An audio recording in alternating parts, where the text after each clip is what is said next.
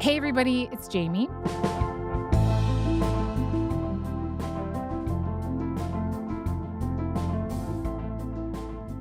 Corruption. That is a word that's come up throughout this year in relation to Donald Trump's second term. Allegations of personal enrichment in the hundreds of millions through his family's crypto and real estate ventures, accusations of quid pro quo deals with foreign leaders and convicted criminals seeking pardons, the blurred lines between public policy and private profit. Is it a bug in this administration or a feature?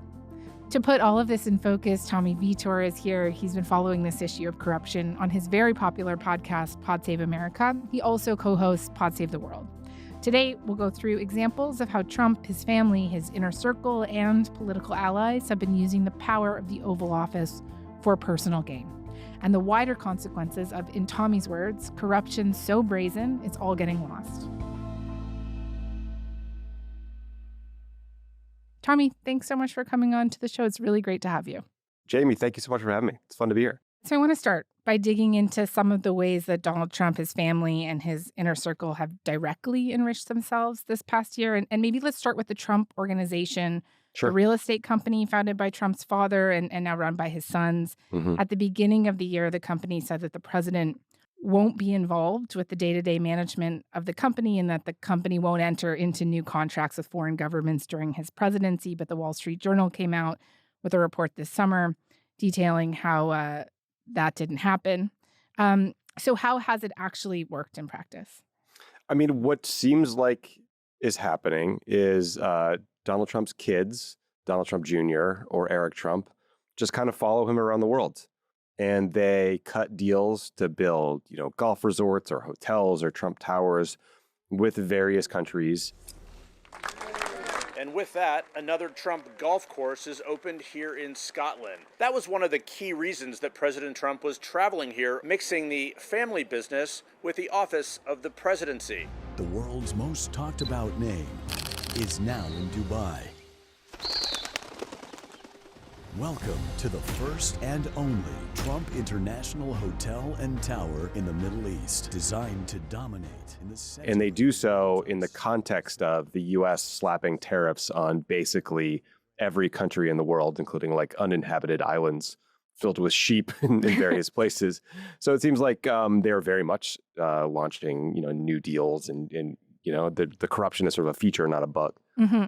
And just if I could put two examples maybe to you, there was this plan to build like a $500 million Trump Tower in Belgrade that was actually derailed because a Serbian minister was indicted and accused of using their position to get the deal through. The company did manage to break ground earlier this year on a $1.5 billion golf resort in Vietnam, which had permits that normally would have taken years for approval. And just when you hear these examples, when you see these examples, what do they say to you? Yeah, so the Serbia example is incredible. This was a deal that Jared Kushner was trying to push through that he actually, I think, announced he was abandoning earlier this week. It involved an attempt to lease the buildings and property that used to house the former the Yugoslavian Ministry of Defense that was bombed by NATO in 1999. It was like apocalypse.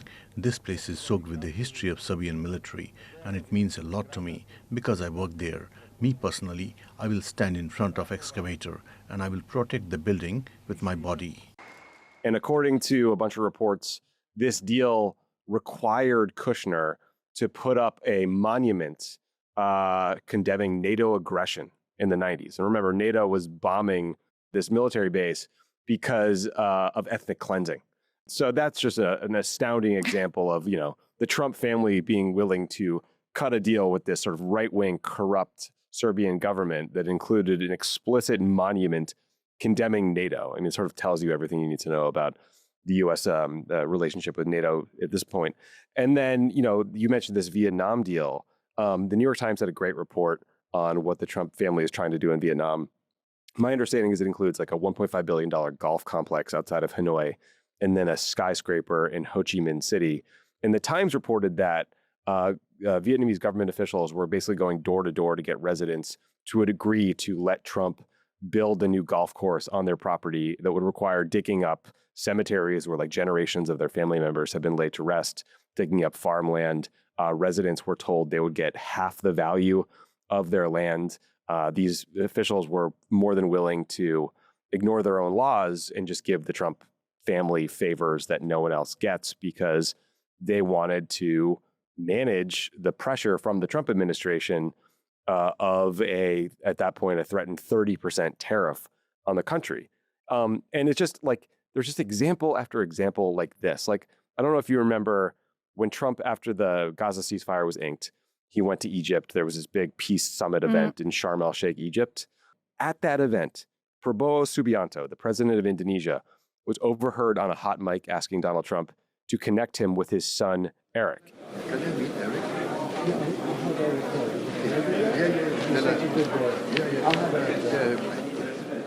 And he said, I'll have Eric call. Should I do that? He's such a good boy. I'll have Eric call. And there was something about like looking for a better place. Presumably this was about a golf course or a resort or something. But like the corruption is just completely baked in to everything Trump seems to do around the world. You mentioned Kushner, his son-in-law, and I just feel like he is a really interesting example of like the confluence of business interests and foreign policy colliding, right? And of course, he has this private equity firm, Affinity Partners, that he started in 2021 that's backed by all these sovereign wealth funds in Saudi Arabia and the United Arab Emirates and Qatar. And like beyond that Serbia project, like talk to me a little bit more about Kushner and Affinity. You know, he's like brokering peace deals with Gaza and Ukraine and also doing this stuff. So Jared Kushner in the first Trump term kind of appointed himself the shadow Secretary of State. He worked out of the White House, he and Ivanka, and Jared just decided he like thought foreign policy was fun and interesting and he would put himself in charge of a bunch of things. He left the administration and he started this investment firm, Affinity Partners, and got like a $2 billion check from the Saudis, I think, right out of the gate, and then huge checks from the Emiratis and the Qataris from their sovereign wealth funds. And I think his assets under management at this point is pretty close to about $5 billion. And nearly all of that money is from these various sovereign wealth funds. So I think you have to wonder, you know, what investment expertise was he bringing to bear? I mean, there was a report in the Times, I believe, that other top Saudi officials on their sovereign wealth fund had real reservations about giving that much money to Jared Kushner because he had no proven track record. Crown Prince Mohammed bin Salman overruled a host of objections from the sovereign wealth fund's advisors. The private equity firm was found to be, quote, unsatisfactory in all aspects. The kingdom would be taking on the bulk of the investment and the risk. There was a seemingly excessive asset management fee and public relations risks due to Kushner's involvement. But Mohammed bin Salman, the crown prince, kind of rammed it through, and it looks like a kickback for, you know, services rendered in the first term.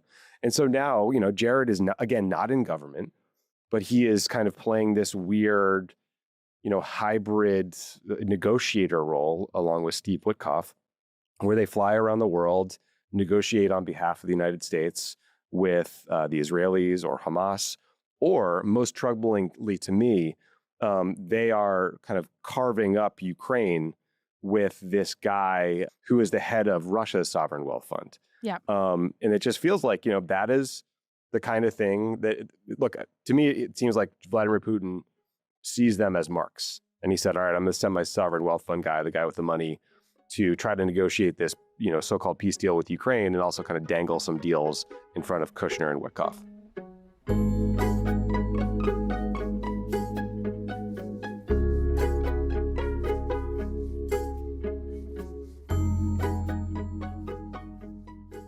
Whatever deals have been made around real estate and through these companies, they have also been kind of like dwarfed by the earnings from their crypto ventures, right? Yeah. Reuters reported in October that in just the first half of the year, the Trump family made $800 million from crypto versus $62 million from their real estate and licensing ventures. That's from things like World Liberty Financial, the company and stablecoin run by Eric and Don Jr., and Steve Witkoff's son, Zach. And then these meme coins like Trump and Melania, digital trading cards. I guess the list goes on, right? Mm-hmm. And how has this approach to crypto from a policy standpoint help boost the Trump's family ventures? Because, you know, when Trump came on as president, he was he said he was going to make the U.S. the crypto capital of the world, and he went on to enact a bunch of pretty crypto-friendly policies. No, you're right. I mean, look, but recall, like Trump in his first term did not like crypto. Yes. He condemned it. And then he left office. And then what seems like happened was a bunch of really rich crypto guys started a super PAC, and they went to Donald Trump and they said, we will spend hundreds of millions of dollars electing you and other Republicans.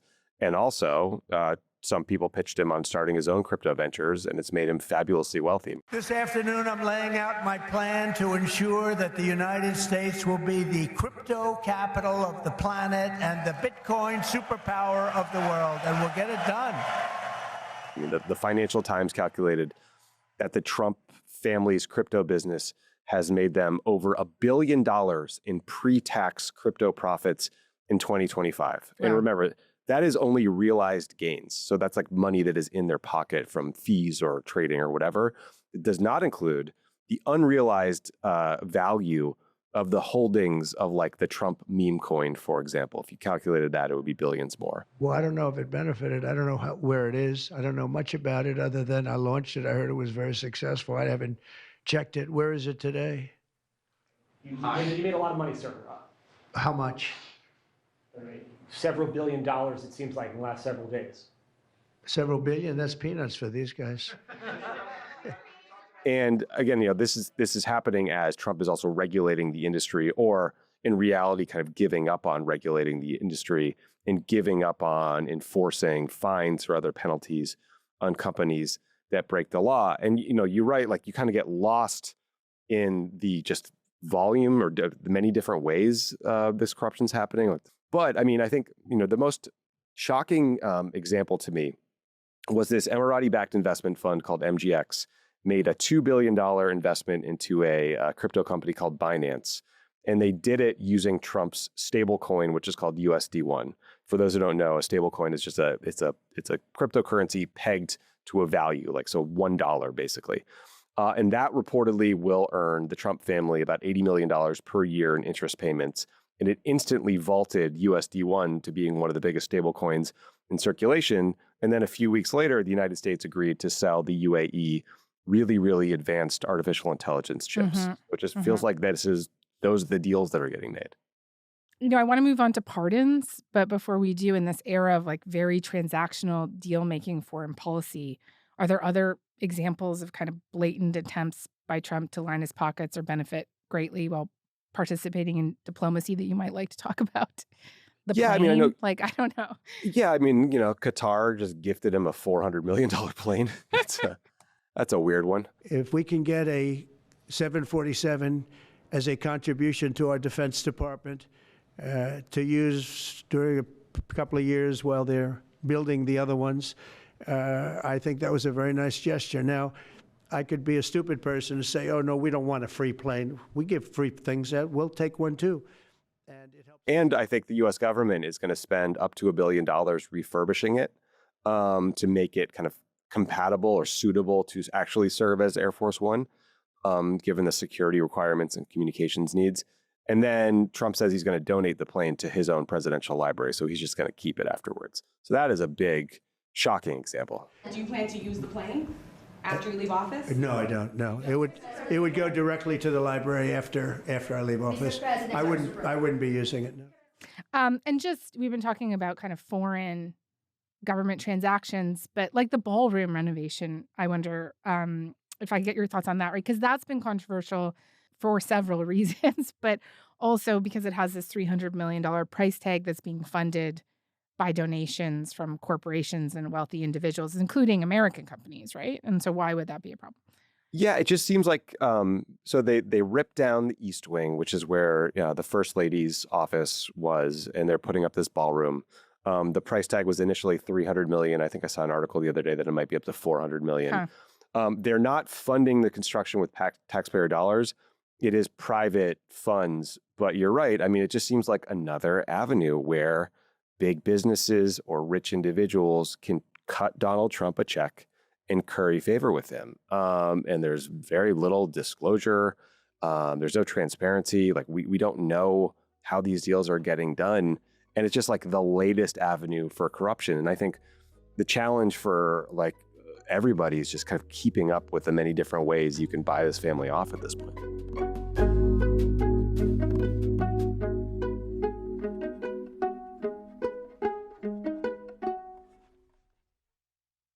You have said, let's do pardons. You have said that Trump's use of pardons are normalizing political corruption. And I just wonder if you could elaborate on that for me, and maybe if there are any examples that you find particularly illustrative. There's no explaining some of his biggest pardons. There's on the merits. So a couple examples. So he recently pardoned the former president of Honduras, Juan Orlando Hernandez. This is an individual who's convicted of conspiring to traffic, I think, 400 tons of cocaine into the United States. So we're pardoning this guy as Donald Trump's has the U.S. military blowing up all these boats off the coast of Venezuela, ostensibly to fight drug traffickers. Like that just makes no sense. We're letting the kingpin connected guy out of jail and killing the low level guys. There was a pardon of a crypto magnate, a billionaire named CZ. He was somebody that, as I was told, I don't know him. I don't believe I've ever met him. But I've been told by a lot of support. He had a lot of support. And they said that what he did is not even a crime. It wasn't a crime, that he was persecuted by the Biden administration. And so I gave him a pardon at the request of a lot of very good people. His company is a company called Binance. That company pleaded guilty to knowingly facilitating payments to terrorist groups like Hamas, Hezbollah, Palestinian Islamic Jihad, the IRGC Quds Force. And again, Binance was the other half of that deal we just talked about, where the Emirati-backed fund used the Trump stablecoin, right? So clearly they're doing favors for Trump. So like none of this really tracks with a law and order presidency, and a lot of these pardons seem like they are tied into Trump getting paid, people around Trump getting paid, or sort of like donor interests. I want to ask you about some of the people around him in his administration. There's no shortage of commentary about who Trump has chosen to effectively run the country, people who might be expected, in normal circumstances to investigate or prosecute corruption or to take seriously their roles as independent arbiters. And I'm thinking about some of his cabinet picks: Pam Bondi, Pete Hegseth, Kash Patel, Kristi Noem.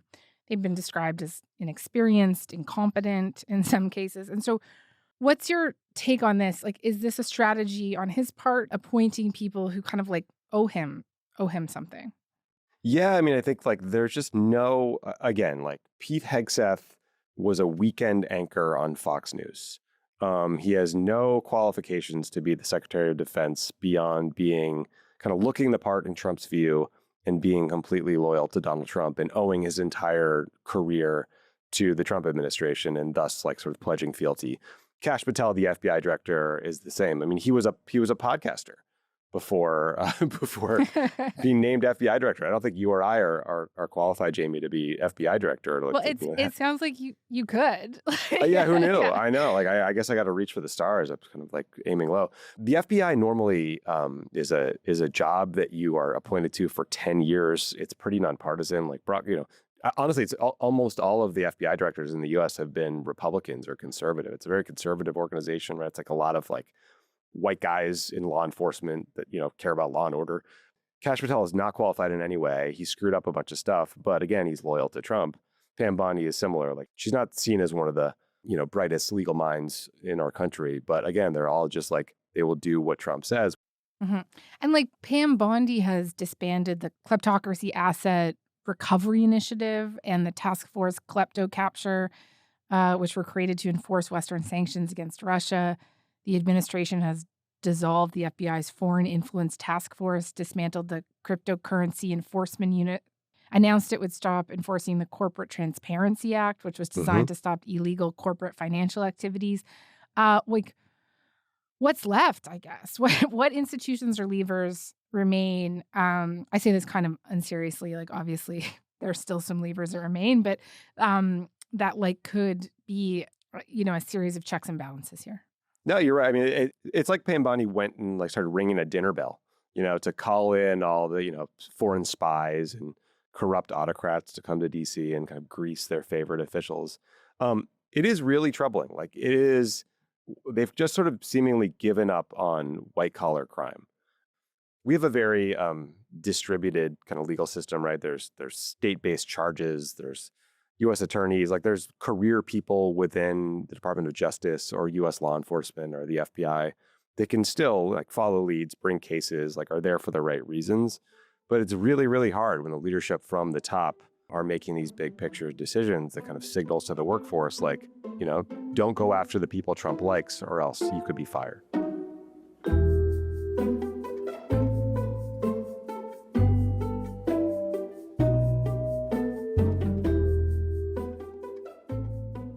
Look, there's this overarching irony here. Trump was elected because people saw him, or initially at least, as this kind of anti-establishment guy, right? A disruptor, someone who represented a break from these career politicians whose agendas are set by like a privileged 1%. And if this is such a blatant display of nepotism, of cronyism, bordering on, I think a lot of people would say, kleptocracy, like, where is the outrage? I just would love to hear your thoughts on that.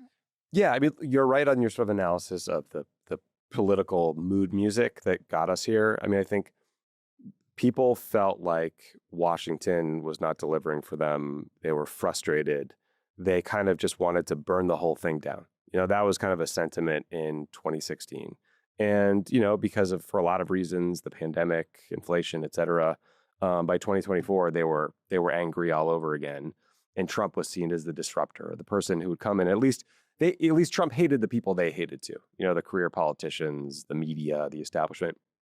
I think there is some outrage. I mean, there's outrage among Democrats, right? But there is just this challenge that we've been talking through today of following this stuff, like informing people of what's happening, because it's complicated. Even if I tried to sit down to your average kind of swing voter or someone that checks into politics like maybe the month before the election and try to explain, MGX is an Emirati fund and they did an investment into Binance and they used the stable coin. Like people are just lost. Like, what are you talking about? You get that vibe with like one of those boards with all the strings that are like. Exactly. Yeah. There's a lot of red string. But there have been a couple like seminal moments that I think broke through, like Qatar gifting Trump a plane. That one broke through. Tearing down the East Wing. That one broke through. So Trump's numbers are at a record low. I mean, there was an AP poll the other day that had him at 36%. His approval on the economy was at 31%. Like Americans feel like he is focused on the wrong things and not delivering for them. To your answer, the question of why isn't there more outrage? Unfortunately, I think people feel like our system is so awash with money and broken that Trump is like just kind of doing what they all do and not an aberration. Well, do they have a point? Yeah. They have a point that the U.S. political system and the amount of money that we spend, it's insane. And it is ripe for corruption and it is not serving anyone well. And we need to fix it. I think Trump is, an order of magnitude worse than anyone that came before him, but they're not wrong that our system is just broken. What are the consequences of what we have been describing today long term?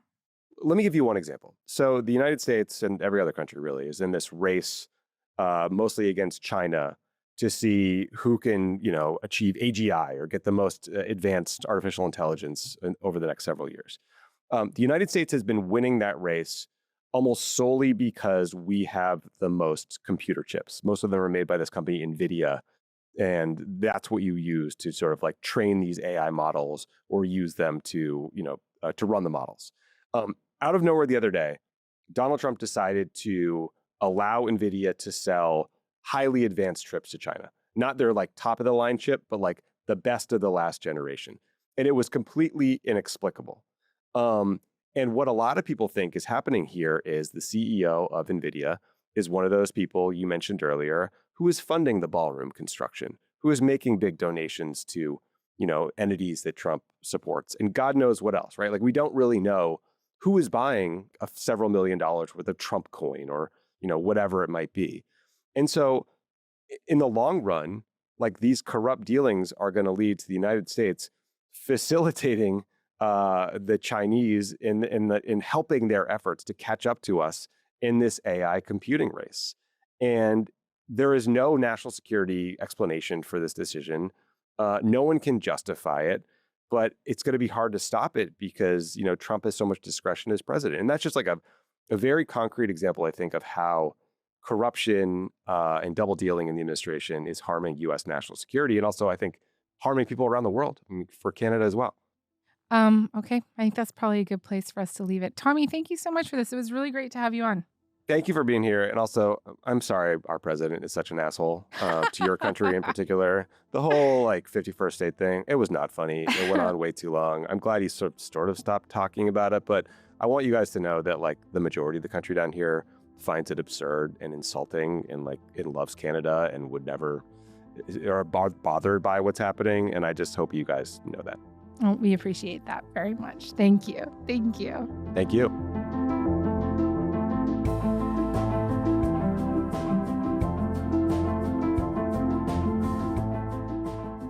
All right. That's all for today. Thanks so much for listening. Talk to you tomorrow.